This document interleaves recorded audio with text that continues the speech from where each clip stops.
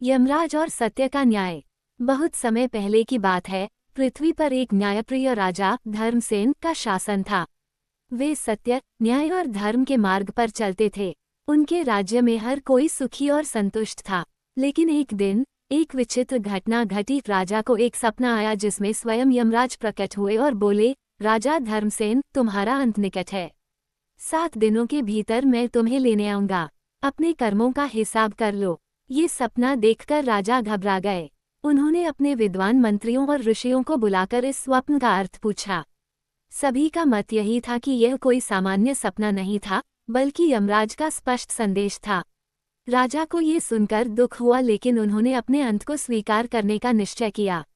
अंतिम 7 दिन राजा ने निर्णय लिया कि अपने जीवन के शेष 7 दिनों में वे अपनी प्रजा की अधिक से अधिक सेवा करेंगे और जो अधूरे कार्य रह गए हैं उन्हें पूरा करेंगे।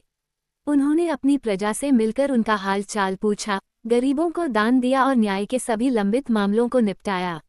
इसी दौरान एक साधु राजा के दरबार में आए और बोले, राजन, तुम्हारे पास समय कम है, लेकिन एक उपाय है जिससे तुम यमराज को रोक सकते हो। राजा ने जिज्ञासा से पूछा, कैसा उपाय?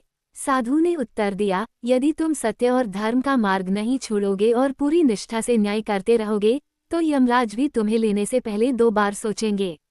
राजा ने साधु की बात को गांठ बांध लिया और अपने जीवन के अंतिम दिनों में पहले से भी अधिक न्यायप्रिय और धर्मपरायण बन गए। यमराज का आगमन। 7वें दिन जब सूर्य अस्त होने लगा, यमराज अपने रथ पर सवार होकर राजा के महल के द्वार पर पहुंचे। पूरे महल में भय और चिंता का माहौल छा गया। राजा धर्मसेन ने साहपूर्वक यमराज का स्वागत किया और बोले, प्रभु, मैं आपके निर्णय को स्वीकार करता हूँ, लेकिन क्या मुझे ये जानने का अधिकार है कि मेरे कर्मों का क्या फल मिला? यमराज मुस्कुराए और बोले, राजन, तुम्हारे कर्म अत्यंत पुण्यशाली रहे हैं। तुम्हारी न्यायप्रियता और धर्मपरायणता ने स्वर्ग के द्वार खोल दिए हैं, लेकिन मृत्यु तो अवश्यंभावी है। राजा ने विनम्रता से कहा, प्रभु, यदि मैं अपने कर्मों से लोगों की भलाई कर सका, तो क्या ये संभव है कि मुझे कुछ और समय मिले ताकि मैं और भी अच्छे कार्य कर सकूं? यमराज कुछ पल सोचते रहे। उन्होंने राजा के कर्मों को याद किया, कैसे उन्होंने हमेशा सच का साथ दिया, प्रजा की रक्षा की और किसी के साथ अन्याय नहीं किया। यमराज ने राजा की भक्ति और सेवा को देखकर निर्णय किया, राजन, तुमने अपने जीवन में जो पुण्य अर्जित किए हैं वे मृत्यु के नियमों से भी ऊपर हैं। इसलिए मैं तुम्हें जीवन का उपहार देता हूँ।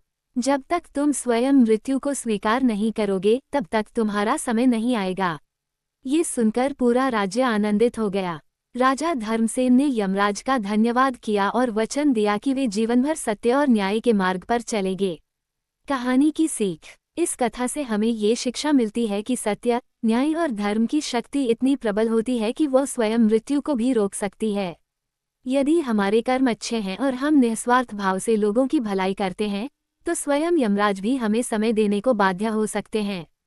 धर्म और सत्य की राह पर चलने वाला व्यक्ति कभी नहीं हारता, क्योंकि उसका जीवन ही उसकी सबसे बड़ी पूंजी होती है।